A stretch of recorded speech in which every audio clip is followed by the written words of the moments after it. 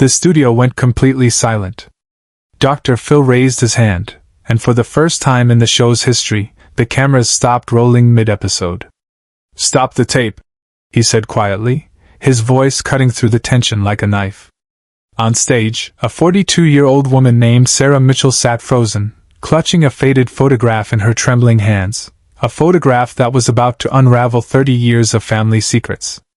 What happened in the next hour would change everything this family thought they knew about themselves. It started 3 weeks earlier. Sarah had contacted the Dr. Phil show with what seemed like a typical family dispute. Her mother, Linda, 68, refused to talk about Sarah's biological father. Every question was met with silence, deflection, or outright anger. Sarah's younger brother, Michael, 38, had grown up believing they shared the same father, a man named Robert who had died when Sarah was 7. But Sarah's memories told a different story. Fragments of images, voices, moments that didn't fit the official family narrative. A man's laugh she remembered from before Robert. A birthday party where her father wasn't Robert. And most significantly, a photograph she had found hidden in her grandmother's attic 5 years ago, a photograph her mother claimed didn't exist. Dr. Phil paused mid-sentence. The studio went completely silent. The taping had been progressing normally. Sarah sat on stage with her mother Linda and brother Michael. Dr. Phil was walking them through the standard family therapy process, asking Linda why she refused to discuss Sarah's paternity. "Some things are better left in the past," Linda said firmly, her arms crossed defensively. Sarah had a father. Robert was her father. That's all she needs to know. "But Mom," Sarah's voice cracked with emotion, "I remember things. I remember a man before Robert. I remember calling someone else Daddy." Linda's face hardened. "You were too young to remember anything. You were only 3 when Robert and I got together." That's when Sarah pulled out the photograph. The moment she placed it on the coffee table between them, Linda's face drained of all color. Dr. Phil, who had been standing to the side, moved closer. The cameras zoomed in on the image, a young Linda, maybe 22 years old, holding a toddler, clearly Sarah, standing next to a man who was decidedly not Robert. "Who is this, Mom?" Sarah asked, her voice steady but her hands shaking. Linda stared at the photo as if it were a ghost materialized on stage. Her mouth opened, but no words came out. Dr. Phil picked up the photograph carefully, studying it. Then he did something unprecedented. He turned to the production crew and said clearly, "Stop the tape." Off camera, Dr. Phil made a choice no producer expected. During the break, Dr. Phil pulled Linda aside to a private consultation room backstage. The cameras weren't rolling, but microphones would later reveal what happened. His voice was gentle but firm. "Linda, I need you to understand something. Sarah isn't going to stop looking for answers. She's going to do a DNA test. She's going to find this man or his relatives through Ancestry or 23andMe. The question isn't whether she'll find out the truth. The question is whether you want to be part of that journey or whether you want her to discover it alone." There was a long pause. Then Linda's voice, barely a whisper. "His name was David. David Morrison. He was my first love." Subscribe and leave a comment, because the most powerful part of this story is still ahead. When they returned to stage, Linda looked like a different person. The defensive armor had cracked. Dr. Phil sat down across from her, and his tone shifted into that mode his longtime viewers recognize. The mode where he's no longer a talk show host but a clinician helping someone through the hardest moment of their life. "Tell us about David," Dr. Phil said softly. Linda took a shaky breath. "I met David when I was 20.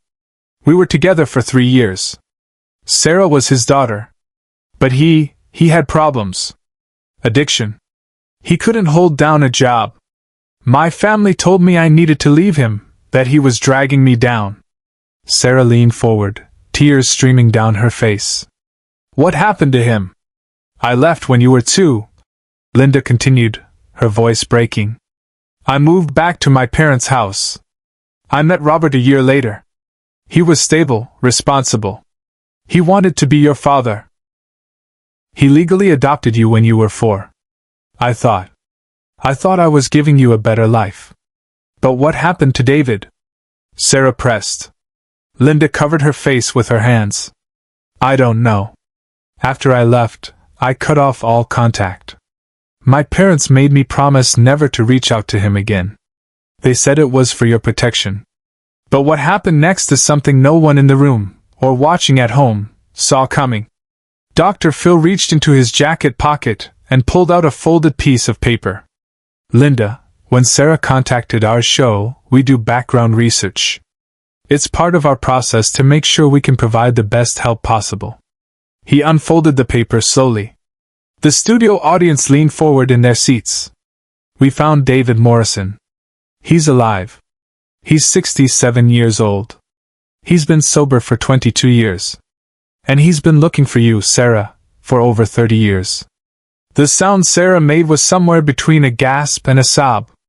Michael grabbed his sister's hand. Linda sat perfectly still, as if she'd been turned to stone. Dr. Phil continued, his voice measured and professional. David never stopped thinking about you. After Linda left, he tried to find you both, but Linda's family had moved and changed phone numbers. He got clean in 1993, rebuilt his life, started a career as a substance abuse counselor. He's helped hundreds of people recover because he couldn't save himself in time to keep his own daughter. Is he here? Sarah whispered. Dr. Phil looked at her with that expression that had made him a household name, equal parts compassion and authority. That's your choice. He's backstage right now. He flew in from Oregon when we contacted him. But you don't have to meet him. No one is going to pressure you. This is your decision. Sarah didn't hesitate. I want to meet him. The moment David Morrison walked onto that stage is something that can't be adequately described in words. He was a tall man, gray-haired, wearing jeans and a button-down shirt. His hands were shaking. When he saw Sarah, he stopped walking, and his face crumpled with emotion. Hi, baby, he said, his voice breaking on both words. Sarah stood up from the couch, and they met in the middle of the stage. When they hugged, the entire studio audience, over 200 people, erupted in tears. Dr. Phil stepped back, giving them space, his own eyes glistening. Linda watched from the couch, her face a mixture of guilt, relief, and something else, perhaps the release of a burden she'd carried for 40 years. David held Sarah at arm's length, studying her face. You look just like my mother. She passed away 5 years ago. She never stopped hoping she'd meet you. I'm so sorry, Sarah said through tears. I didn't know. I didn't know you were looking for me. That's not your fault, David said firmly. That's not anyone's fault. We're here now. That's what matters. Dr. Phil let them have their moment, then gently guided everyone back to their seats. Michael, who had been silent through most of the show, was crying openly. Michael, Dr. Phil addressed him. This must be overwhelming for you too. Michael nodded. I grew up thinking Robert was both our dad. Finding out Sarah has a different father, it's a lot. But seeing them together. He looked at Sarah and David. I've never seen my sister look so complete. Dr. Phil pulled out something else from his pocket, a small bracelet. David, Dr. Phil said, you brought something with you. Do you want to give it to Sarah? David nodded, his hands still trembling, and pulled a small velvet box from his jacket. I bought this when you were born, he said to Sarah. It's a baby bracelet with your name on it. I've kept it all these years, hoping one day I could give it to you. He opened the box. Inside was a tiny silver bracelet with Sarah engraved on it, along with a birth date. Sarah took it carefully, as if it might dissolve in her hands. You kept this for 42 years? I kept hope for 42 years, David corrected gently. Dr. Phil turned to Linda. Linda, I want to ask you something, and I want you to take your time answering. Are you angry that we found David? Linda looked at her daughter, then at David, then at her son. When she finally spoke, her voice was clear. No. I'm relieved. I've been carrying this secret like a stone in my chest for 4 decades. Every time Sarah asked about her father, I died a little inside. She turned to David. I'm sorry. I'm so sorry I kept her from you. David's response was immediate. You did what you thought was right at the time. Maybe everything happened exactly the way it needed to happen to get us to right here, right now. Share and subscribe. Make sure this story is never forgotten. Dr. Phil stood up, addressing the audience directly. Secrets don't protect people. Secrets create voids. Sarah spent 42 years with a hole in her identity. Linda spent 42 years with guilt. David spent 42 years with loss. All of that could have been avoided with truth. He turned back to the family. We've arranged family therapy if you want it. We've connected you with a genetic counselor. And David, we've arranged for you to meet Michael properly after the show. The show wrapped with something unusual. Dr. Phil invited the audience to stand and applaud, not for entertainment, but in recognition of the courage it took for this family to expose their truth on national television. After the cameras stopped rolling, Dr. Phil spent another hour with the family off-air. He connected Sarah with resources about reconnecting with biological parents. He gave Linda therapist contacts. He made sure Michael had support. And he gave David information about parent support groups. As they were leaving, Sarah turned back. Thank you for stopping the tape. Dr. Phil smiled. That photograph changed everything. Your childhood memory was real. Don't ever doubt your instincts. 6 months later, Dr. Phil received a letter from Sarah. She described how she and David now talked every Sunday. How Michael had formed a relationship with David as a recovery mentor. How David had walked her down the aisle at her wedding. The letter ended with, "You gave me back a piece of myself I didn't know was missing." The episode aired 6 weeks after taping. The response was unprecedented. The show received over 50,000 emails in the first week, the highest engagement in the show's history. But these weren't typical fan emails. They were letters from adopted children, from people with hidden parentage, from individuals who'd always felt like something in their family's story didn't add up. One woman wrote, "I'm 56 years old. My whole life, my mother said my father died in Vietnam. Last year I did a DNA test and found out he's alive in California. Watching Sarah's story gave me the courage to reach out. We met last month. Thank you."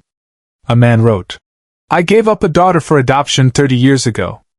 I've thought about her every day since. Seeing David get his second chance made me realize it's not too late to register with Adoption Reunion Services. I did it yesterday." The impact rippled outward in ways no one predicted. DNA testing companies reported a 34% increase in sales the month after the episode aired. Therapists specializing in family reunification saw their practices triple. Adoption agencies started receiving more requests from biological parents seeking information about children they placed decades earlier. Sarah became an unintentional advocate for the right to know one's biological origins. She started a blog called Reclaimed Identity, where she wrote about her journey. Within a year, it had over 100,000 followers. People sharing their own stories of hidden parentage, late discovery adoptions, and family secrets that shaped their lives. David used his appearance on the show to launch a nonprofit called Second Chances that helped parents in recovery reconnect with children they'd been separated from during active addiction.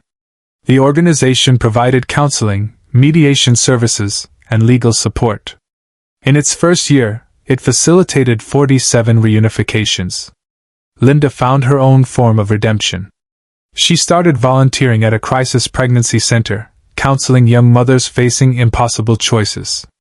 She was honest about her own past, about choosing stability over love, about the weight of secrets, about the cost of trying to rewrite history. Her willingness to be vulnerable made her an effective counselor. "I can't change what I did," she told one young mother.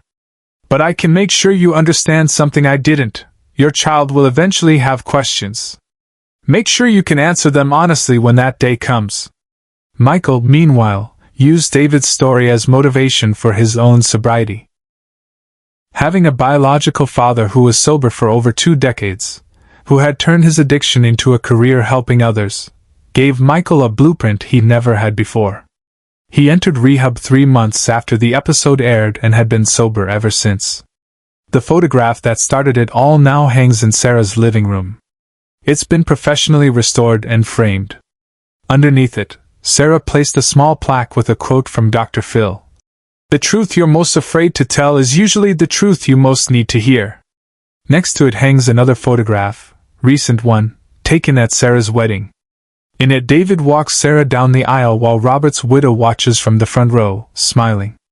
Michael stands as a groomsman. Linda sits in the second row next to David's sister, Sarah's aunt, whom she'd never known existed until the show. It's a photograph of a fractured family made whole again, not despite its brokenness, but because everyone finally acknowledged it. This is Dr. Phil's legacy, not just the dramatic reveals, but what happens after the cameras stop rolling. The real work begins when the studio lights dim, when the audience goes home, when the family has to navigate real life with new information and old wounds. That's where Dr. Phil's true impact lies, in the resources he provides, the follow-up he ensures, the commitment to not just exposing problems but providing pathways to solutions. Sarah's story could have ended in disaster. The revelation could have fractured the family further, created resentment, reopened wounds that never fully healed. But because Dr. Phil took the time to stop the cameras, to give Linda space to process privately before the public revelation, to ensure resources were in place, the family had a foundation to build on. Years from now, when people remember this episode, they won't just remember the dramatic reunion. They'll remember the bracelet. They'll remember Dr. Phil's decision to stop tape. They'll remember Linda's breakdown and David's forgiveness. They'll remember Michael's tears and Sarah's validation. But most importantly, they'll remember that childhood memories matter, that secrets have weight, and that it's never too late for truth to heal what lies tried to protect.